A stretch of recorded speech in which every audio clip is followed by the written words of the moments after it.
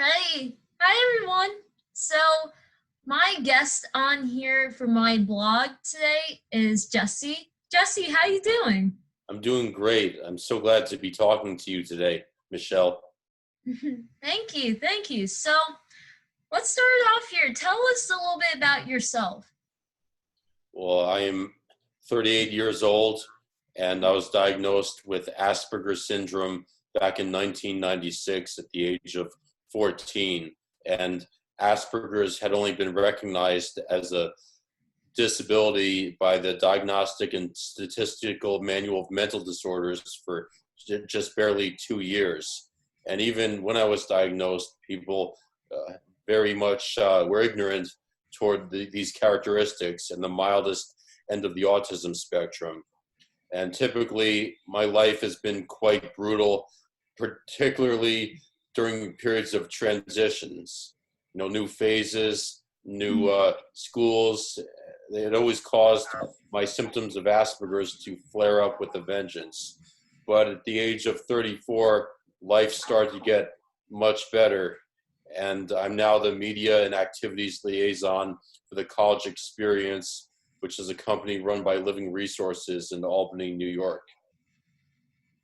That is really cool, and to that what you do today and stuff. And if you guys don't know already about with Jesse, he also is an author, and he has some books published, which I do have them right here.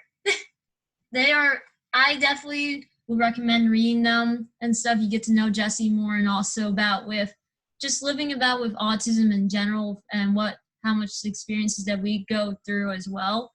And also, me and Jesse are the panelists on Jessica Lechowitz's webinar series, Ask an Autistic, which premieres every Tuesday at 8 p.m. So back to what we were talking about, Jesse. Wow. I know one of the things with autism is transitions and how difficult that can be, because going from every new school year, or even just new schools in general, and all the experiences that goes on. I know from my own experiences that I've been in so many different schools, especially my elementary school years. They were not easy to transition into at first, but I think the support for me of teachers and classmates helped a lot, and my family. So, but that is so cool about like what you do today. Can you tell more about what you do for the college? Well, as the media and activities liaison, it involves a number of duties. I'm the blog poster. I even wrote a blog about you once when you spoke to my self-advocacy class. And speaking of that, I taught a self-advocacy class for the summer 1 and summer 2 semesters. And that was over the past few months. Furthermore, I'm the creative writing instructor, a staff trainer for the new employees for self-advocacy and the rights of the people we support. There's the position of a driver, but that's only sporadically. It's not a regular thing, only when I'm needed. And I try to help out as much as possible. I'm the volunteer coordinator too, and the activities coordinator. And there's probably a couple of other things here and there that I try to do for the program. But my biggest role is providing support for these students. They're in what I call a period of limbo. They're so intelligent, ambitious, and even professional, but sadly, that is not even close to enough to survive in a mainstream college with the relentless academic curriculum, where college does not typically fool around. I'd like to believe that this is just an urban legend, but in college, if you miss one lab course, you supposedly fail the whole semester, one lab class. And I wanted to believe that was an empty threat, but I sure as hell was not going to find out. And we don't do that at my program. People have multiple chances to get it right and reach their potential. I think that's excellent about that, because I know usually like with colleges and stuff that they usually do say like attendance wise that if you miss a certain amount of classes or something that you basically failed the course. And I think that like providing like any accommodations and support, especially to to all kinds of students, and especially the students with disabilities. That is it's a huge help. So that is awesome. That is really Thank you. And I want to make it very clear, I am not saying that my program is better or more sensitive than a mainstream college, but we do offer more of a fighting chance for students with challenges to succeed. And I think that the transition is easier as well. Yeah, maybe for these students, going to a mainstream college would be the equivalent of suicide. I don't mean that literally, it's just a figure of speech. yeah, I understood that. I understood that. It's just you know what's great is that for the college experience that you work with and stuff, the program just like it provides another what we like another like placement to students, like to give another experience, like college experience in a way. It's not just, you know, like there are colleges, like I went to a community college, like I will say that I just went to a community college. I graduated last year from it. And to me, it doesn't matter like what kind of college that you go to the one that you feel is best for you. And I recommend that to anybody that's, you know, for all students with disabilities, that when you're looking into colleges, that you gotta find what's best for you, what fits you. So Jesse, thank you for sharing about that. That gives like, you know, another insight to like what other options that there is. It's awesome. That is Thank awesome. you. And I know that with you, Jesse, that you are also a big anti-bullying advocate. Can you tell us what kind of got you into that?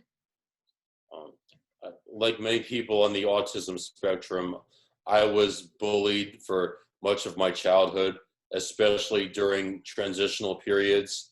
Because of bullying, I was conditioned to hate and fear any transition. Transitions were always synonymous with fixing what was working perfectly fine before. And sometimes the damage caused by the new experience was irrevocable, meaning that it could not be fixed because so much had happened. And I'd say that kids are targeted who do not fit into the system. And I was particularly scarred by a 6-month long period of what we now call catfishing when I was in my junior through the senior year of high school. That's when someone is targeted by a stranger on the internet pretending to be an interested romantic partner. And in many cases, it's technically not personal, it's just people trying to extort money. But in my case, it was just pure bullying, people playing with my emotions. And I'd say that bullying has reared its head in many other forms, even in adulthood. And as I said, life did not get much better until age 34.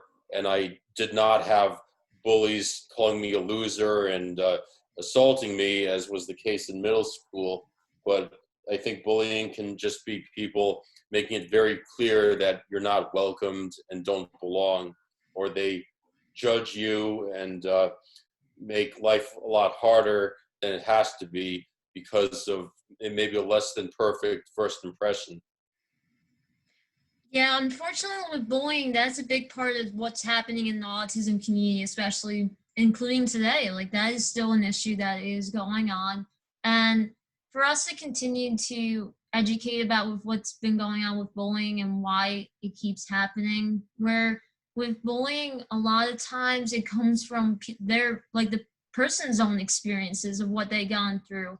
Like you don't know what they've gone through and stuff. So it's definitely something that, you know, that does still need to be addressed today. And Jesse, you're a big example of being an advocate for just to, you know, just to help others that, you know, through experiences. I've had experiences myself where I've mentioned a lot with high school for me, my freshman year.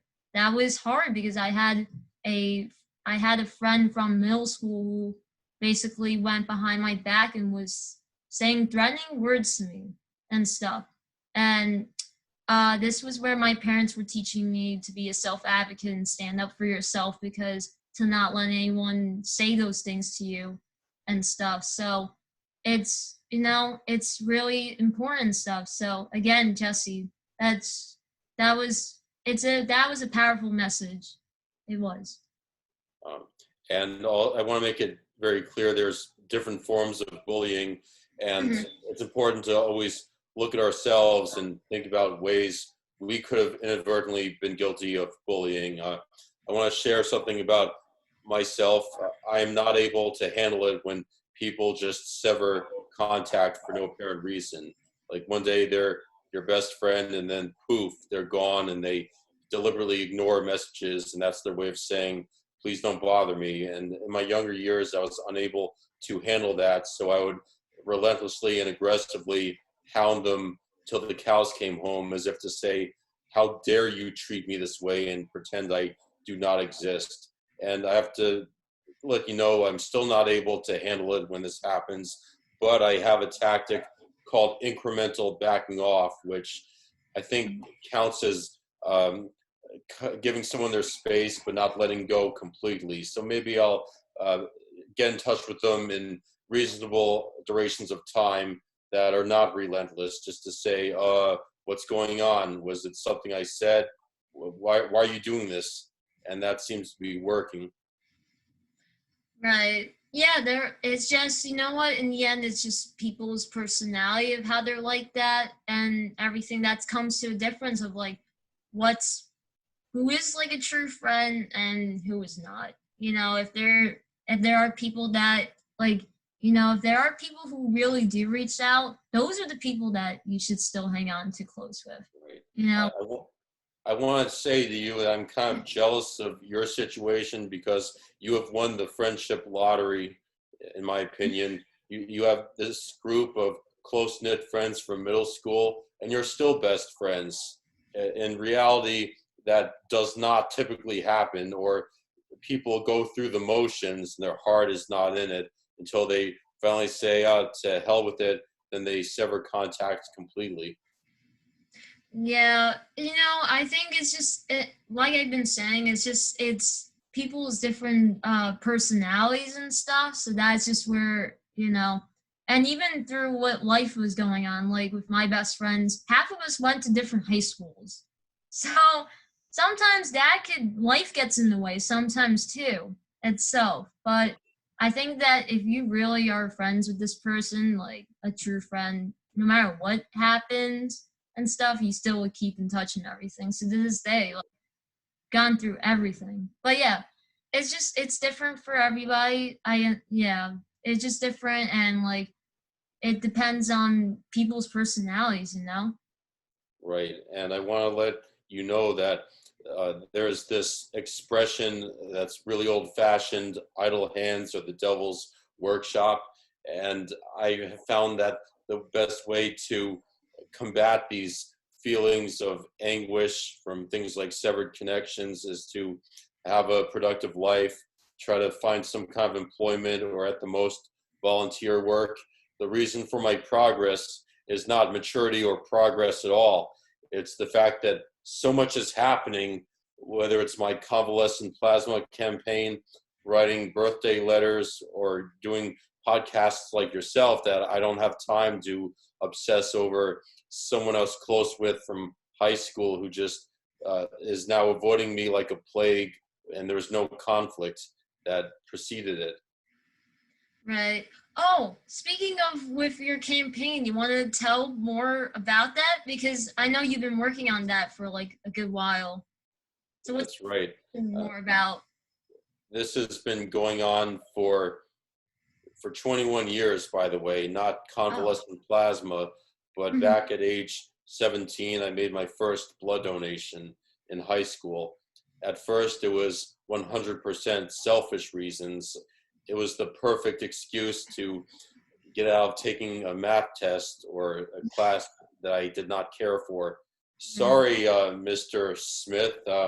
Saving a life is a lot more important than attending your class and taking the unit test today. I'll just make it up very soon. and milk out another day of studying. But then it became more altruistic, and I've been doing it for those reasons ever since. And now that we have the coronavirus, I started reading articles about something called convalescent plasma. Mhm. Plasma is the clear yellowish part of the blood that has immune fighting powers. And if it's harvested from people who survived the coronavirus and are now healthy, then it has antibodies. And those antibodies are supposedly effective when transfused to people in the throes of the virus. And there's not a lot of data that has supported this. I mean, there's not been comprehensive studies where they say, okay, we've given it to 1,000 patients, 95 of them became better, but that really frustrates me to no end, and there's no control over it. I get that there's not been a great deal of study, but that's not fair to someone who's suffering and could die, and then you say to them, well, we'll know in about 5 months whether it's more effective. And the thing about the convalescent plasma is it may not help, but it's not going to seriously hurt somebody even more. The worst it'll do in most cases is nothing. That's what I keep hearing, at least. Right, right. And still, like anything like that, it still is better than nothing. And if it does help with people, then, it helps. If it doesn't, then it doesn't. But it doesn't do any harm, like you said, right? Exactly. Well, there's no such thing as a medical procedure that's 100% safe. Um, Yeah, that is true. Most That is things are true. not 100% safe, but from all the research I've performed, from reading articles, it's not going to do more harm. And maybe in a few cases, it'll cause the immune system to overreact. But I just feel that this is the way I see it. Mm. I would much rather make a complete fool of myself, give myself and everyone else false hope, and waste a ton of time, money, and energy than uh, wake up 6 months later and learn from the news that this could have, would have, and should have helped a lot of people. And it's now too late. And either the pandemic is over, and a lot of people have died who did not need to die, and then, or I'm just obsessing over it for the rest of my life. Right. Yeah, it is true. Like it's better to take action of something than like wait and then just like waiting later on that, that this could have happened, like the what ifs. So Yes. it just that is that is phenomenal that you've been doing this, and for everyone that did listen, that will be listening to this, is that they would take hopefully would take that message, because there are things that you never know what could later happen, you know? One of the ways I'm trying to get attention is by performing mass litter cleanups in the state capitol. And I've nearly reached the point to where one place that was in deplorable condition is now a polished gem where there's a collection of businesses that are benefiting. And they're giving me the Community Champions Award in Albany on Thursday. It's given to 25 citizens throughout the entire city, the state capital, who are making a difference. And I was very honored and humbled by this honor, and did not say to them, this is for convalescent plasma, you jerks, not an award. But they're not able to help me with the plasma. But I'm very appreciative that they at least recognize these efforts. But the purpose of the litter cleanups is not to get awards, it's to get attention for this cause. And let's see what else is happening. Oh, yes, I want to let you know, I've sort of been putting social graces on a little vacation while performing this work, because backing off and walking on eggshells is not really helping to make this happen. In fact, it's probably making it worse. So I'm not saying I yell at people or hound them all the time, but one time I finally connected with someone important from a major organization, and he said, "Yeah, I'll look at your thing when I have a chance. Don't worry about it." And I said, "Why don't you look at it right now as we're on the phone? It's 67 seconds long, and you're a pretty hard person to get a hold of." And so things like that sometimes work, and other times it makes it worse. You know, when you're trying to get people's attention about it, like just like even like the shortest like clip of it, it just takes a second just to look at. Just for take like I'm telling this to people just to like take a minute, not even of your time, just to watch even like from what Jesse's done. You have some stuff on your YouTube channel that I've seen that you have even like you were giving like donations and stuff and you were giving a speech, which that's phenomenal. That really is phenomenal. Well, the purpose of that, Michelle, is to kind of shame people into donating blood. They see me giving an eloquent speech with the needle in my vein, and maybe they'll think, if this guy can talk in a public fashion in this situation, then maybe I should donate blood. You know, what's my excuse? If that's your way of getting across like that, like yeah, everybody's got their way of getting their message across and stuff. And like that for me, that would be my blog is to like what my blog and having you on and stuff, like to let everybody share their perspectives and everything, not just for me, not just mine. I don't do it just for mine.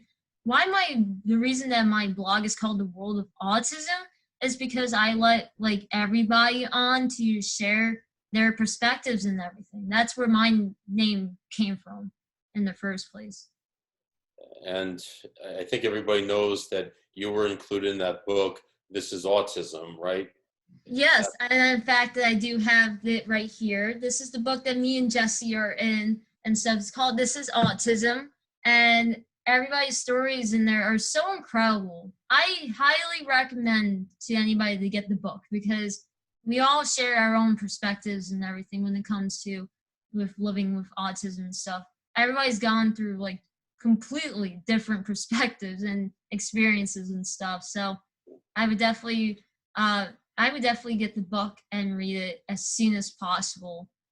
So Jesse, last thing for this, is there any advice that you want to give to individuals with autism, to families, professionals?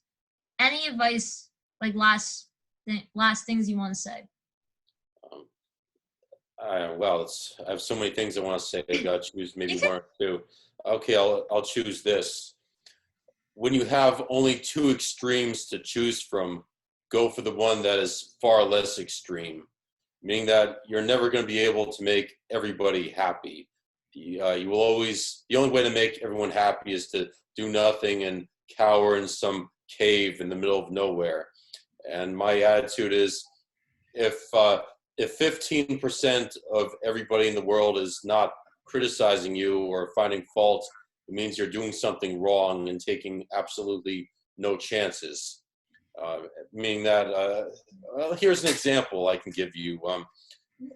In my earlier life, I was really inappropriate and did not understand boundaries. And then when that problem was finally beaten, sometimes people would say, "You try too hard," or "You're too uptight. Don't work so hard to say the right thing." And that's where the self-advocacy comes into play. And you have to let people know, this is the best I can do. It is not going to get any better, at least for a long time. I'm pleading with you to give me the break I think I deserve.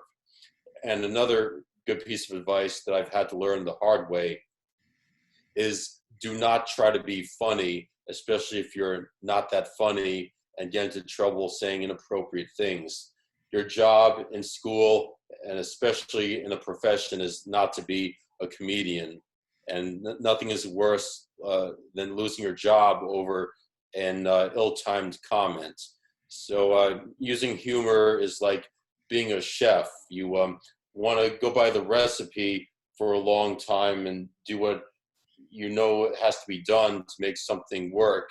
And then as you become more experienced, you can kind of experiment and know that there are some times when it is appropriate to be somewhat inappropriate. That is really true. Like there are times where like where yeah, where you have to like you do have to take risks a little bit just to keep on growing and everything. And also that yes, it's important to also have boundaries because there are things that are acceptable and there are things that are not as acceptable, but it should still be enough that, you know, to be able to do well in life and stuff. So thank you, Jesse, for all of that. That was great advice. I feel it. Those were great advice. Thank My you. pleasure. And the reason that we're doing this, Michelle, is so people can learn from us instead of having to learn every lesson the hardest way possible. And very quickly, one of my passions is battling catfishing scams. And there's a big one going around Albany because of the Richardson sisters, who are 5 sisters, each more beautiful and younger than the last.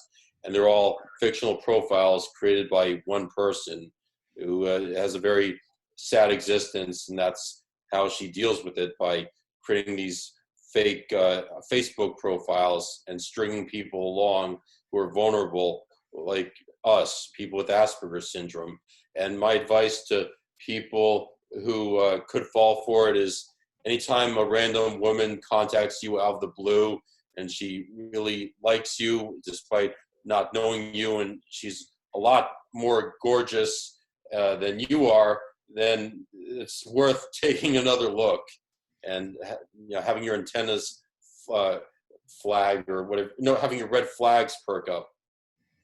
Exactly. And also that if just so that people know any like scams like that or with any other types of scams that go on online, if it's someone that you don't know, or even getting phone calls of scams, like if you've gotten like on your phone like a random number or something that you don't even know of, like do not even take the chance of reaching out or don't even take the chance of picking up the phone either because you don't know who they are. You don't know. That's where the importance of like understanding that if this is something that you know for sure that you don't know, don't even bother with it.